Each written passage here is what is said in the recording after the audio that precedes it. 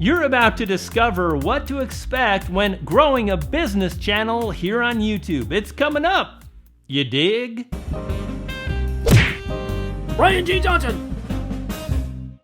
Hey, it's me, Brian G. Welcome back to the channel. And if you want to not only upload, but amplify your videos, consider subscribing, hit the bell notification, and you won't miss anything. When it comes to growing a business here on YouTube, it's so helpful to know what to expect. And with that, I brought on a special guest today, Salma Jafri, to share her experience with growing a business channel here on YouTube. Salma, it's a pleasure. Welcome. Hey Brian, I'm happy to be here. Thank you so much for having me in your psychedelic video studio.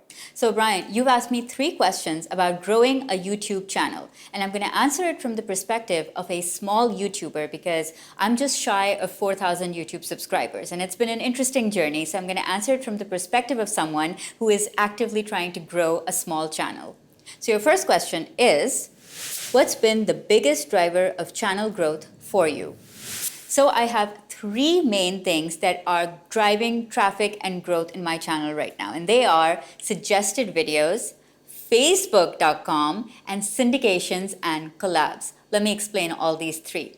So suggested videos are the videos that appear in the sidebar as related content that you may want to watch next. And the way that I've been able to get onto a few suggested video lists has not been instantaneous. These are videos that have great content, a great keyword strategy, they have a high retention, and YouTube has chosen to promote them after maybe 6 months of their release. So I've been able to get on the suggested video list months after publishing a video, which goes to show you that it really takes persistence and quality content on YouTube to get on that list.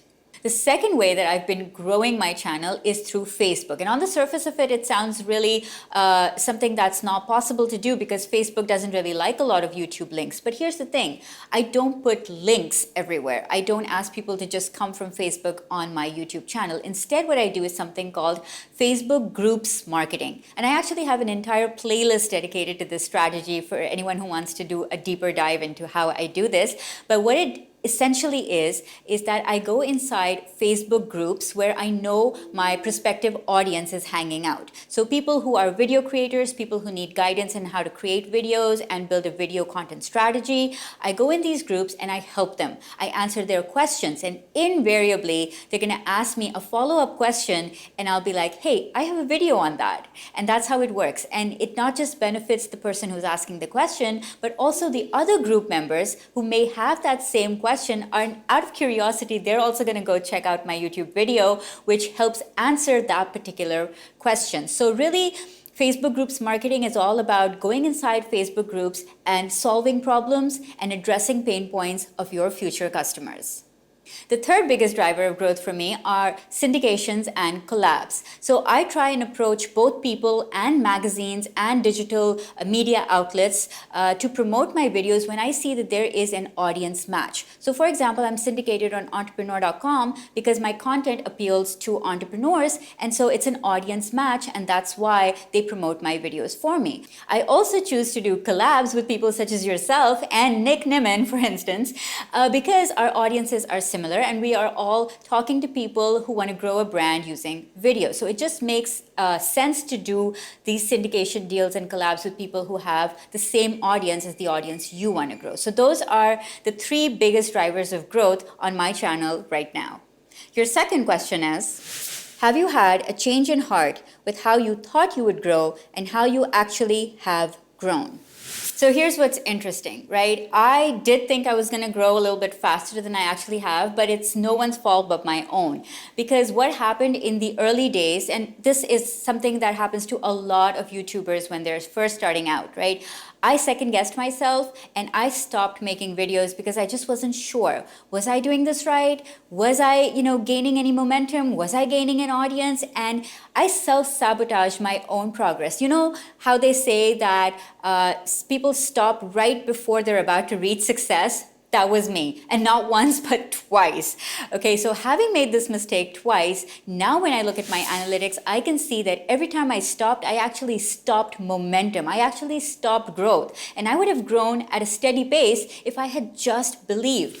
And so the main takeaway from that is that you have to trust the process. You have to believe in it. You have to experiment, keep doing different things, keep finding your voice and finding where you belong or what niche you want to go after. But the important thing is to keep at it. So when I look at my YouTube analytics, you can see that there are very clear points where I have a dip in audience, where I have a dip in views every single time I have stopped making videos. So as you can see in this graph, I started my channel in 2009, didn't do a whole lot with it until around the end of 2015, which is when I started my weekly show. And so I reached 1,000 subscribers in 2015. But I reached my next 1,000 subscribers. It took me a whole year, and that happened sometime in December 2016. And the next 1,000 subscribers just 5 months later. And I am on track right now to reach another 1,000 subscribers just 2 months later. So you can see that the growth has been indicative of how much work I've put in. And obviously I've put in a lot more work in 2017 than I did the previous 2 years. And Brian, I love the third question that you asked me, which is, why put in the effort for YouTube? So Brian, this is a really great question, and I think a very valid question for any video creator, YouTuber, business owner, entrepreneur who is starting out and wants to establish a YouTube channel or wants to figure out what they want to do with that YouTube channel, to really figure out what video success means to them. So that is the question that you need to ask yourself. What does success look like? Articulate it. So for me, success comes in 4 different ways on YouTube, and that is why I am on this platform.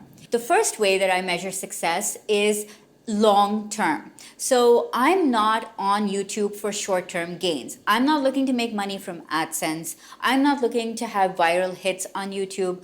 I'm looking at it as a way to establish a long-term business growth strategy where I put in the work right now and I create the content right now, which is going to reap rewards for me over the next few weeks, months, and years. So the number one reason why I'm on YouTube is because I believe in its long-term staying power, and I believe that videos mature and attract more audiences over time. And that's something that I absolutely fell in love with because I love working smarter, not harder. And I think that aligns very well with YouTube.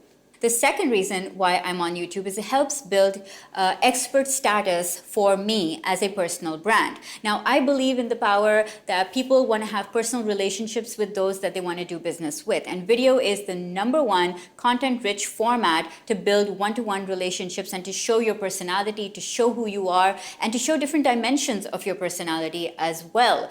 And so I think that YouTube offers me a great dynamic and a great platform to showcase that and to present myself as not just a channel, but an entire personal brand.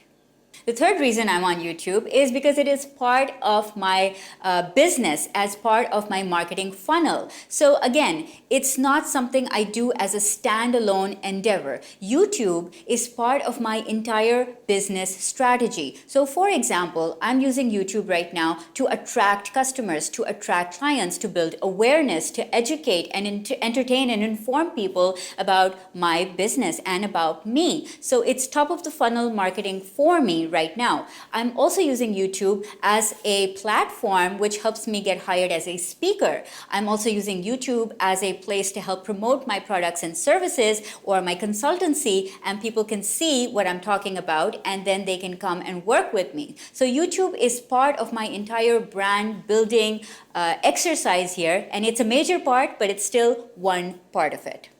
And the final reason that I'm on YouTube and putting in all of this effort is because I believe in legacy. I believe in leaving something that is going to be watched, viewed by whomever, whenever, wherever. I love the power, the staying power of videos. I love the connections that they form. And I love the fact that it's something that can help attract people way after I'm actually done creating that content. So I love the aspect of legacy on YouTube.